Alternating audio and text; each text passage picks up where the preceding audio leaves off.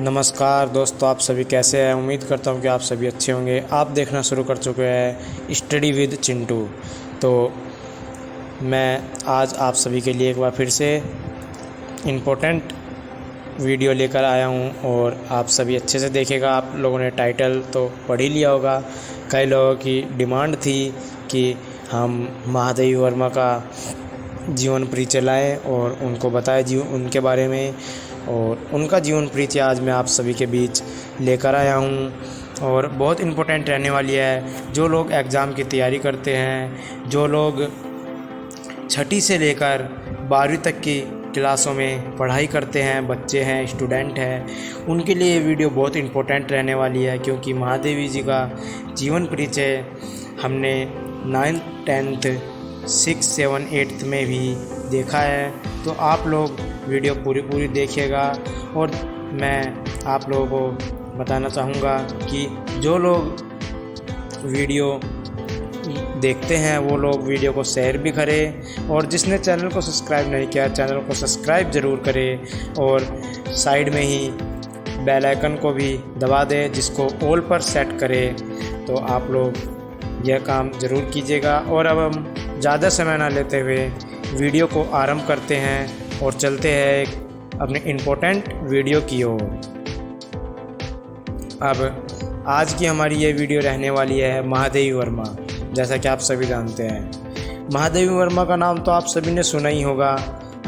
वह एक कवि थी, बहुत बड़ी कवि थी, बहुत सुंदर उन्होंने काव्य खंड और कविताएं, कहानियाँ लिखी हैं। तो आज हम उन्हीं की चर्चा करेंगे और उन्हीं का जीवन परिचय जानेंगे।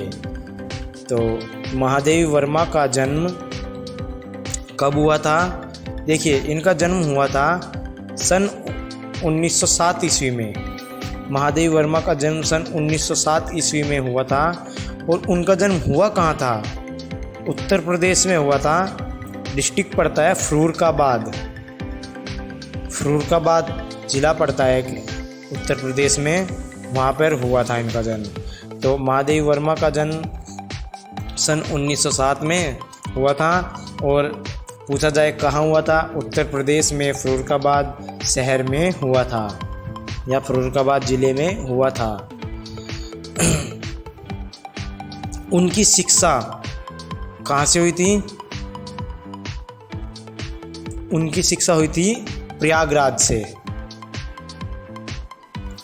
उनकी शिक्षा हुई थी प्रयाग में, ठीक है। उनकी अगर हमें लिखना पड़े तो हम ऐसे लिखेंगे। देखिए, महादेवी वर्मा का जन्म सन 1907 ईस्वी में हुआ था और उनका जन्म उत्तर प्रदेश फर्रुखाबाद ज़िले में हुआ था। उनकी शिक्षा प्रयाग में हुई। प्रयाग बोलते हैं उसको, वैसे आपको प्रयागराज लिखना है। प्रयाग में हुई। विश्वविद्यालय का नाम है प्रयाग महिला विद्यापीठ, ठीक है। प्रयाग महिला विद्यापीठ में। और ये जो इनको पढ़ाई के बाद में जब इनका नौकरी लगी तो ये इसी कॉलेज में लगी थी, प्रयाग विद्यापीठ में। प्राचार्य थी ये।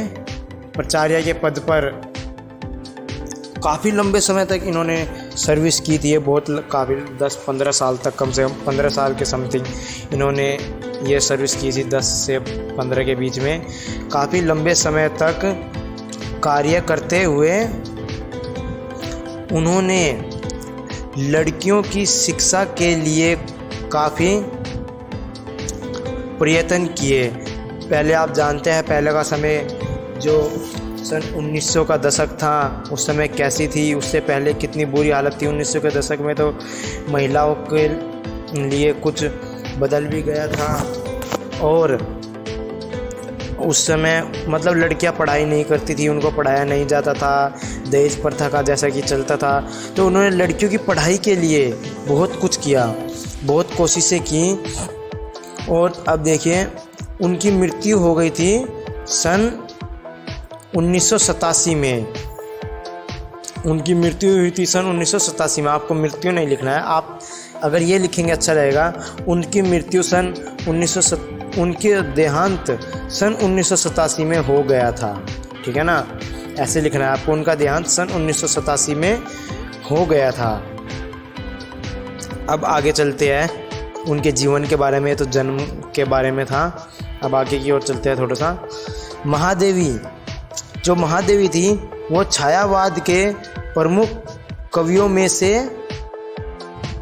एक थी। जो महादेवी थी एक प्रमुख कवियों में से एक कवि थी। और निहार रश्मि, देखिए इनकी ये लेखा है जो इन्होंने लिखी है, वो उनका नाम है निहार रश्मि। नाम देखिए कितना सुंदर है, निहार रश्मि, नीरजा, यामा, दीपशिका उनके प्रमुख काव्य है। ये उनके प्रमुख काव्य है। जब आप कहीं भी पेपर में लिखते हैं तो पहले आपको ये लिखना है, हेडिंग डालनी है उनके प्रमुख काव्य हैं, फिर इनके नाम लिखना है जो मैंने बताए। मैं आपको बता दूं कि इनके नाम लिखने आपको बहुत ज़रूरी होते हैं। अगर आप ये नहीं लिखोगे तो आपको नंबर नहीं मिलेंगे। एक बार और नाम बता दूं, निहार रश्मि, नीरजा,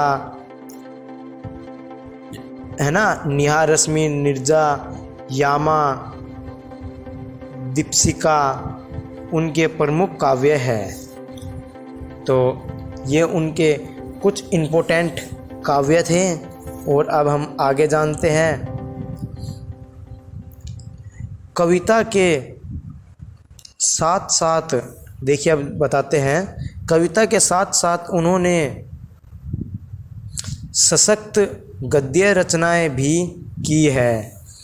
मतलब कविताएं तो लिखी है उन्होंने, काव्य तो किया ही है, साथ में गद्य की रचना भी की है उन्होंने, गद्य खंड भी लिखा है। तो आगे देखते हैं, जिनमें रेखा चित्र तथा संस्मरण प्रमुख है। जिनमें रेखा चित्र और संस्मरण प्रमुख है। रेखा चित्र तो आप जानते ही हैं, है ना, अतीत के चलचित्र, स्मृति की रेखाएं, पथ के साथी, श्रृंखला की कड़ी, है ना, जो श्रृंखला की कड़ी, ये उनकी मुख्य है। ठीक है, गद्य खंड। देखिए एक बार और जानते हैं हम, अतीत के चलचित्र। ठीक है, चलचित्र की इंग्लिश जानते हैं आप? यदि जानते हैं तो कमेंट कर कर ज़रूर बताएं चलचित्र की इंग्लिश। ठीक है, अतीत के चलचित्र, स्मृति की रेखाएं, पथ के साथी, श्रृंखला की कड़ियाँ, ये उनकी कुछ महत्वपूर्ण गद्य है। ठीक है ना, ये उनके महत्वपूर्ण गद्य हैं।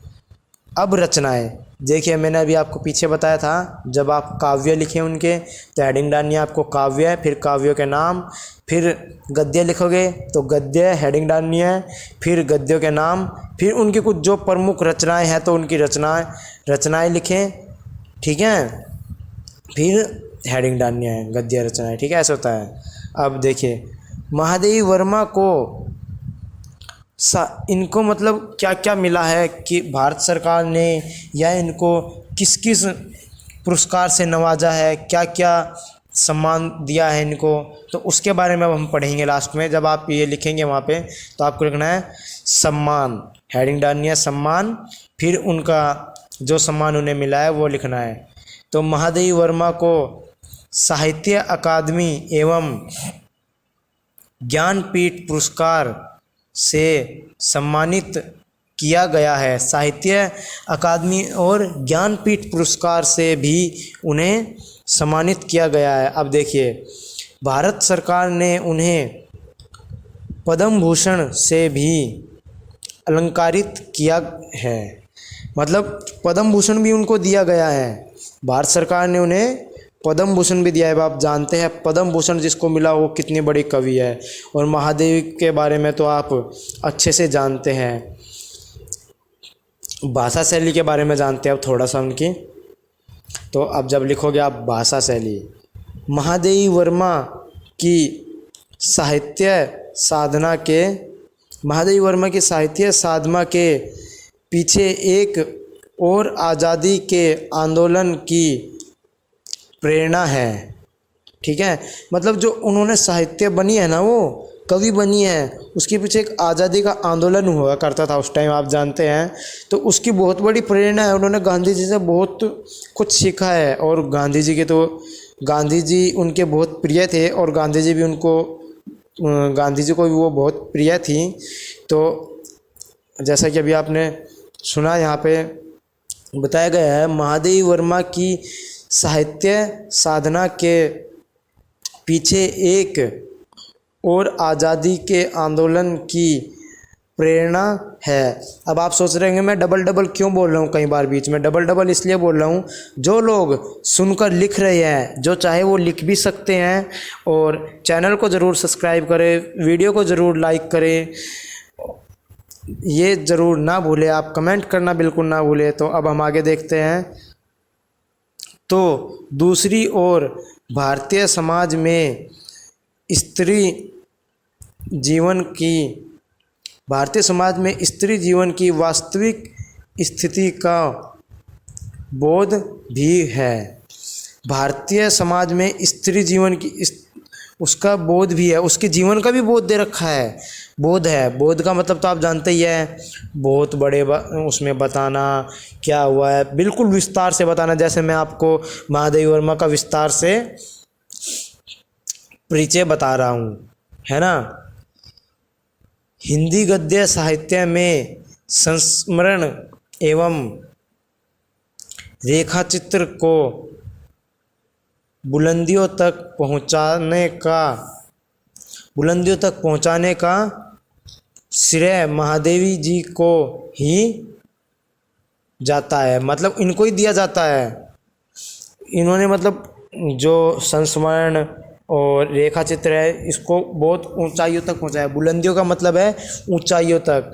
जैसे कोई भी है पढ़कर अपने गांव, अपने घर, अपने विद्यालय, अपने माता पिता का नाम रोशन करता है, इसी तरह इन्होंने भारत देश का अपने माता पिता, अपने विद्यालय का नाम रोशन किया है। इसीलिए तो इनके बारे में हम पढ़ते हैं, इसीलिए तो ये बुकों में छपे होते हैं इनके बारे में। तो आगे देखते हैं। उनके संस्मरणों और रेखाचित्रों